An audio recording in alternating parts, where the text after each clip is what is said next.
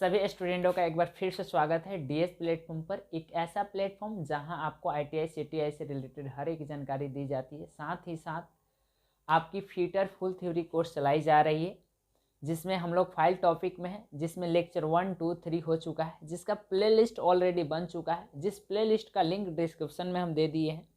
तो यदि 1, 2, 3 लेक्चर नहीं देखे हैं तो प्लीज़ पहले जाकर वो लेक्चर देखिए, फिर ये लेक्चर 4 देखिए, तब आपको जो है समझ में बहुत अच्छा तरीके से आएगा। ठीक है, चलिए और बिना देरी के स्टार्ट करते हैं। आज जो हम लोग पढ़ेंगे रेती में उत्तलता। रेती में उत्तलता क्या होती है? जैसे रेती में थोड़ी सी भाग जो होती है उठी हुई रहती है, जिसको हम रेती में उत्तलता कहते हैं, यानी कंसिविटी ऑफ फाइल कहते हैं। फाइल की जो बॉडी होती है मध्य में कुछ क्या होती है, उठी होती है अर्थात उत्तल होती है, उठी हुई होती है अर्थात उत्तल होती है, जिसको हम फाइल के इस उभरे हुए भाग को हम फाइल की कन्विक्सिटी कहते हैं। समझ में आ रहा है ये चीज़? जैसे फाइल है, जैसे यहाँ दिख रहा है, जैसे यहाँ दिख रहा होगा, ये फाइल है, नहीं दिख रहा है, थोड़ा सा दिक्कत हो रहा है ना। हाँ, ये रेड की वजह से दिक्कत हो रहा है। जैसे ये फाइल है, एक मिनट, अभी भी नहीं दिख रहा है। चलिए कोई दिक्कत नहीं, यहाँ देखिएगा, ये रेती की कुछ भाग जो है उठी हुई रहती है, ठीक है ना। रेती में ये भी मध्य की भाग जो है उठी हुई रहती है, जिसको हम रेती में क्या कहते हैं, रेती में उत्तलता कहते हैं। इसका क्या फ़ायदा होता है, ये इसके भाग उठे हुए रहने से क्या फ़ायदा होता है? इससे फ़ायदा ये होता है कि जैसे ये इसकी मध्य में जो भाग उठी हुई रहती है, तो ये जब जॉब फॉर फाइलिंग हम करेंगे, जब वो जॉब फॉर फाइलिंग करेंगे तो जो उठी हुई भाग रहेगी वही जॉब के संपर्क में आएगा, यानी फाइल का पूरा सतह जो है जॉब के संपर्क में नहीं आएगा। इससे क्या होगा, कारीगर को कम बल लगेगा, है ना। और कई मतलब जो फॉरवर्ड स्ट्रोक में फाइल से जब हम फाइलिंग करते हैं तो फॉरवर्ड स्ट्रोक में जब आगे हम इस तरीके से करते हैं तो ये फॉरवर्ड स्ट्रोक है ना, और ये पीछे करते हैं तो बैकवर्ड स्ट्रोक यानी रिटर्निंग स्ट्रोक, ठीक है ना। यानी एक बार फॉरवर्ड एक बार रिटर्निंग, तो एक स्ट्रोक कहा जाता है, ठीक है, यानी एक स्ट्रोक। ठीक, तो जब हम फॉरवर्ड स्ट्रोक में करते हैं तभी ये जो है फाइल कटिंग करता है, बैकवर्ड स्ट्रोक में नहीं करता है। तो कारीगर कई बार जो है अपना संतुलन नहीं बनाए रखता है, तो फॉरवर्ड स्ट्रोक में क्या होता है, फॉरवर्ड स्ट्रोक में कभी आगे धंसा देता है, मतलब आगे झुका देता है, बैकवर्ड स्ट्रोक में तो कभी पीछे झुका देता है। इससे क्या होता है जो है, इससे क्या होता है जो जॉब है, इससे क्या होता है जो, जैसे ये जॉब है, ठीक है ना, तो इस पर ये बीच वाली उठी हुई भाग रह जाती है, बीच वाला भाग जो है उठा हुआ रह जाता है, आगे झुक जाता है, पीछे झुक जाता है, और बीच वाला भाग उठा हुआ रह जाता है। इसमें उत्तलता देने से ये फायदा होता है, जो ये उठा हुआ भाग है वो बहुत क्या होता है, बहुत कम, मतलब कम रहता है, जिसकी वजह से ये आधा उठा हुआ भाग से ही आधा फाइलिंग हो जाती है। इससे ये चीज़ फायदा होता है, ठीक है ना। आइए देखते हैं इसके बारे में। फाइल की बॉडी के मध्य में कुछ उठी हुई होती है अर्थात उत्तल यानी कन्वेक्स होती है। फाइल के इस उभरे हुए भाग को फाइल की कन्विक्सिटी कहते हैं। समझ में आ रहा है कन्विक्सिटी किसको कहते हैं, है ना। रेती में जो उत्तलता दी जाती है उसी को। अब रेती की उत्तलता के क्या लाभ है, एडवांटेज ऑफ कन्विक्सिटी ऑफ फाइल, क्या इसका एडवांटेज है? तो जब हम फाइलिंग करते समय अधिक ताकत नहीं लगानी पड़ती है, क्योंकि इसका पूरा जो सतह है, फाइल का पूरा सतह जो है जॉब के संपर्क में नहीं आता है। जो मध्य में उठा हुआ भाग रहता है वही संपर्क में आकर धातु को काटता है ना, क्योंकि रेती की पूरी सतह जॉब के फेस पर एक साथ संपर्क में नहीं आती है। कोई भी कारीगर जो है, कोई भी कारीगर अपने दोनों हाथों पर समान दबाव नहीं दे सकता है, इसलिए जॉब के दोनों किनारे झुक जाते हैं और बीच का भाग क्या होता है, उठ जाता है। कंसिविक्टिव होने के कारण जॉब का यह दोष दूर हो जाता है। जैसे कोई जॉब है, ठीक है ना, कोई जॉब है, एक मिनट रुकिए, इरेज हो जाने दीजिए।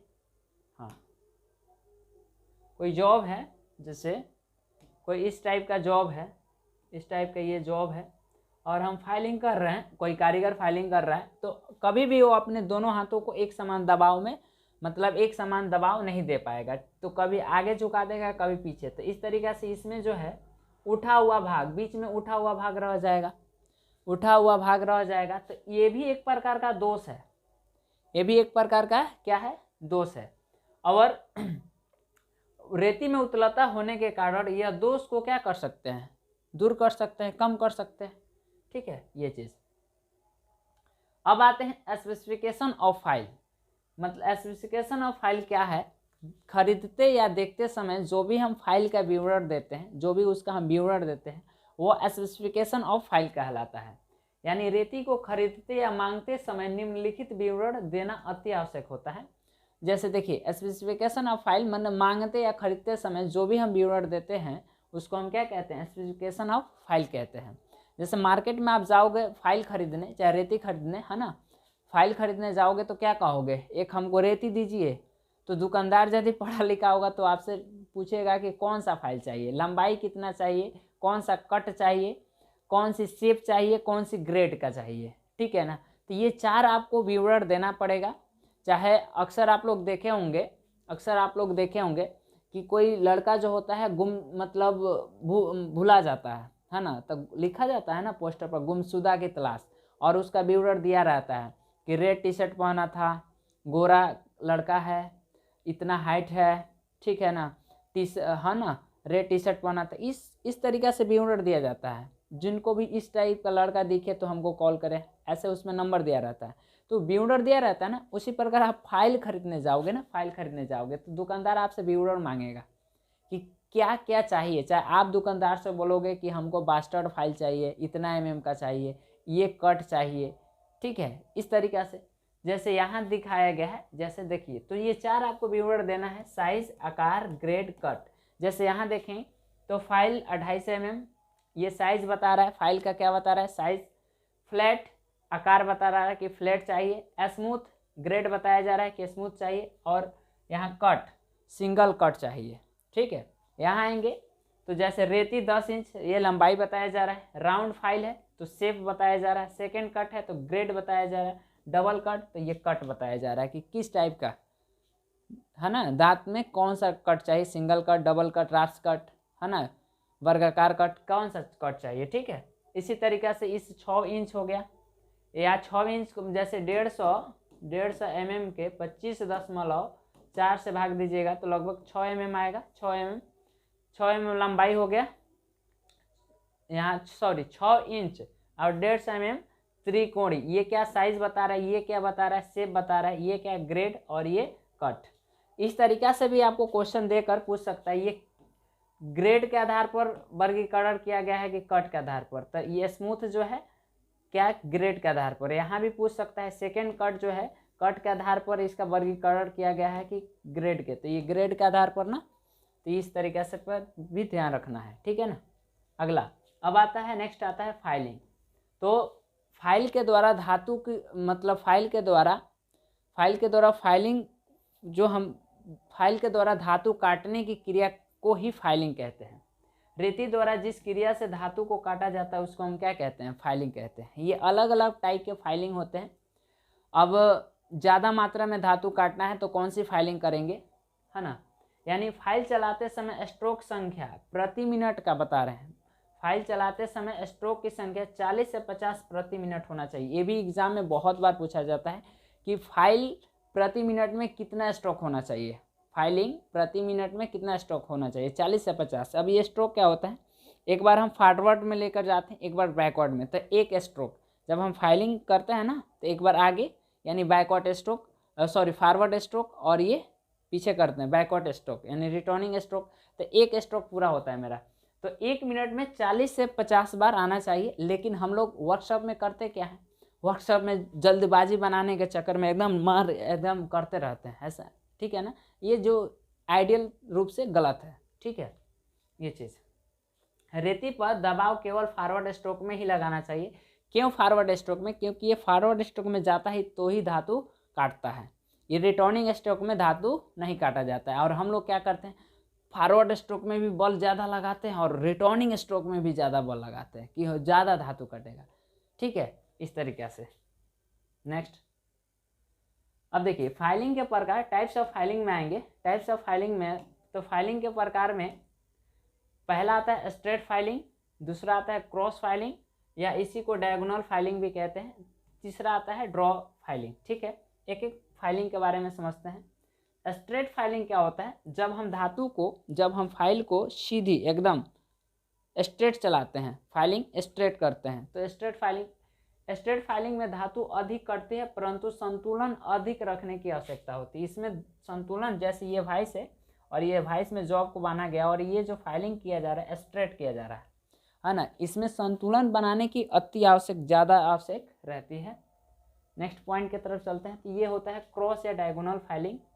जैसे यहाँ देखेंगे तो ये क्रॉस और डायगोनल फाइलिंग। क्रॉस फाइलिंग विधि में कम समय में पूरी सतह जो है समतल बन जाती है। इस प्रकार की फाइलिंग प्राय चौड़ी सरफेस बनाने के लिए किया जाता है। जैसे ये एक जॉब है, जब हम इसमें स्ट्रेट फाइलिंग करेंगे तो ये सीधा आएगा, ठीक है ना, जबकि हम इसी में क्रॉस फाइलिंग करेंगे तो इस तरीक़े से ये आएगा, ठीक है ना। तो सब मतलब ज़्यादा जगह कौन पकड़ रहा है, ये जो ज़्यादा जगह ये क्रॉस फाइलिंग पकड़ रहा है और स्ट्रोक फाइलिंग में जो है सतह कम पकड़ रहा है और ये क्रॉस फाइलिंग में ज़्यादा सतह पकड़ रहा है। तो जल्दी समतल करने के लिए, ज़्यादा जो सतह समतल मतलब सरफेस जो समतल करने के लिए तो हम क्रॉस फाइलिंग का प्रयोग करते हैं। क्रॉस फाइलिंग विधि में कम समय में पूरी सतह जो है समतल बन जाती है क्योंकि ये ज़्यादा सतह को पकड़ रहा है ना, cross filing. Okay, next point की तरफ चलते हैं। ड्रॉ फाइलिंग आता है। देखिए, जॉब पर उठे हुए हाई स्पष्ट खरोच मतलब स्केच जो होते हैं को दूर करने एवं हाई फिनिशिंग लाने के लिए ड्रॉ फाइलिंग की जाती है। इस विधि के स्मूथ फाइल चुननी चाहिए। इस विधि के लिए स्मूथ फाइल चुननी चाहिए। देखिए, जैसे देखिए ये ड्रॉ फाइलिंग किया जा रहा है, दोनों हाथों से जब पकड़कर हम ये, इसका हम लोग प्रयोग कब करते हैं, जब हमारा फिनिशिंग लाना होता है। पूछा भी जाता है एग्जामों में कि हाई फिनिशिंग के लिए कौन सी फाइलिंग करनी चाहिए, तो ड्रॉ फाइलिंग करनी चाहिए। हाई फिनिशिंग के लिए ड्रॉ फाइलिंग करते हैं। और ड्रॉ फाइलिंग करने के लिए कौन सी फाइल का चुनाव करना चाहिए, तो स्मूथ फाइल का चुनाव करना चाहिए, स्मूथ फाइल, ठीक है, ये चीज़। नेक्स्ट पॉइंट की तरफ चलते हैं। अब आता है pinning of file. Pinning of file क्या होता है या क्लोजिंग ऑफ फाइल क्या होता है, जब किसी फाइल से धातु को काटते हैं तो धातु के कण जब फाइल के दांतों में फंस जाते हैं, जिसको हम पिनिंग ऑफ फाइल कहते हैं, उसको हम क्या कहते हैं, पिनिंग ऑफ फाइल। अब पिनिंग ऑफ फाइल से क्या होता है कि जब धातु के कण इसके फाइल के दांतों में आकर फंस जाएंगे तो ये धातु को नहीं काटेगा और जॉब पर स्क्रैच पैदा करेगा, स्क्रैच डाल देगा। जैसे जॉब फिनिंग, ऑलरेडी इसमें पिनिंग हो गया है, मैंने धातु के कण जो फंस गए, अब इसी पर हम ज़बरदस्ती फाइलिंग कर रहे हैं तो धातु को तो काटेगा नहीं, लेकिन इसमें जो कण फंसे वो स्केच करेंगे धातु पर, ठीक है। जब किसी धातु पर फाइलिंग करते हैं तो रेती द्वारा कटे कण रेती के दांतों में फंस जाते हैं, इसे रेती की पिनिंग कहते हैं। पिनिंग हो जाने से जॉब की पूरी परिशुद्धता एक्यूरेसी में अंतर आ जाता है और जॉब के सरफेस पर लाइनें एवं खरोच पड़ जाती हैं। इसको दूर करने के लिए फाइल कार्ड द्वारा कणों को रेती से निकाल लिया जाता है। जैसे इसको दूर करने के लिए फाइल कार्ड आता है, फाइल कार्ड, चाहे वायर ब्रश भी आता है। फाइल कार्ड से क्या करते हैं, जैसे इसके दांतों में कणे फंसे हैं तो फाइल कार्ड इतना पतला पतला पतला आता है, इस तरीक़े से जिस तरफ से दांतें कटा है उसमें फंसा कर इधर घिस देते हैं, इस तरीक़े से घिस देते हैं तो इसमें के जो भी धातु के कण फंसे हैं वो निकल जाते हैं, ठीक है। आगे फाइल कार्ड आ ही गया, यही फाइल कार्ड होता है, ठीक है, फाइल कार्ड यही होता है। और ये वायर ब्रश है, देखिएगा जिधर से ये दांतें कटे हैं, जिधर से ये दांतें कटने का झुकाव है उधर ही फाइल डालकर और इस तरीके से घिस देते हैं तो इसमें के जो भी धातु के कण फंसे हैं ये निकल जाते हैं। चाहे वायर से इस तरीके से साफ कर देते हैं। यह एक प्रकार का ब्रश है, यह एक प्रकार का ब्रश है जो पतली कठोर तारों का बना होता है।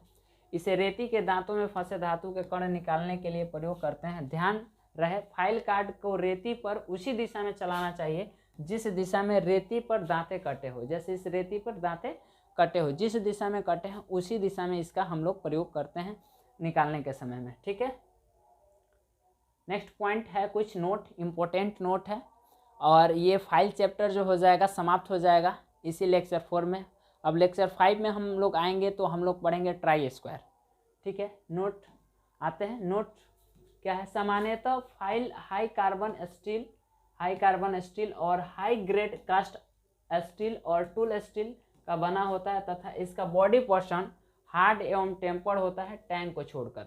हालांकि सारा चीज़ हम लोग पहले ही मतलब लेक्चर में बात कर चुके हैं। कुछ इंपॉर्टेंट जो है उसी में से नोट है जो कि हर बार एग्जाम में आता है, इसलिए इसको नोट में हम ऐड किए हैं, ठीक है। फाइल के एज पर सिंगल कट दांते कटे होते हैं। फाइल के जैसे एज हो गए, जैसे ये फाइल होता है, जैसे ये फाइल होता है तो इसके ये किनारे पर जो होते हैं ना सिंगल कट दांते कटे होते हैं। फेरुल मेटल रिंग का होता है जो फाइल हैंडल क्रैकिंग से क्या करता है, बचाता है। जैसे हैंडल यहाँ होता है ना, तो यहाँ एक फेरुल टाइप लगा रहता है, ठीक है ना, रिंग टाइप, तो इसको फेरुल कहते हैं, जो कि इस हैंडल को फटने से यानी क्रैकिंग से बचाता है तथा टैंक को हैंडल से निकलने से भी क्या करता है, बचाता है। तो ये इंपॉर्टेंट पॉइंट था। अब जो हम लोग कल से पढ़ेंगे ट्राई स्क्वायर के बारे में। और सभी स्टूडेंट्स से एक बार फिर से रिक्वेस्ट है, यदि क्लास आप लोगों को समझ में आ रही है तब आप अपने दोस्तों को भी ज़रूर शेयर करें, नहीं आ रही है तो फिर कोई बात नहीं, ठीक है। जय हिंद, फिर मिलेंगे किसी नेक्स्ट वीडियो में।